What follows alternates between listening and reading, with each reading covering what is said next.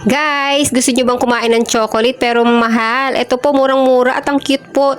Pwedeng-pwedeng irigalo sa inyong mga anak, sa mga inaanak, at papremyo sa mga palaro o giveaway sa mga birthday party o anong parting meron para sa mga bata at mag-i-enjoy. Ang cute-cute niyo ho. Pwedeng-pwede rin ho itong kainin ng matanda. Syempre, hindi lang naman ho mga bata at pwede nyo rin gawing negosyo. Ganito po siya kaliit at pwede nyo rin po ibenta ito, i-transfer mo man dyan. Ganito po, makikita nyo po kung anong laman nito sa loob. Ganun lang kadali ang pagbabalat. Ayan, ganito lang po siya kaliit pero ang cute-cute niya at masarap naman po siya. Biruin mo sa halagang 95. Bumababa pa siya pag nag-sale po sila at may coupon pa kayo. Abay makakabili na kayo nito at pwede nyo ibenta ng 3-5 o 4-5. Nasa inyo po kung gaano kalaking gusto nyo itutubuin. At kung hindi naman po kayo nagtitinda, pwede nyo naman po recipe ito sa mga lutuin nyo. Katulad ng mga mochi, buchi.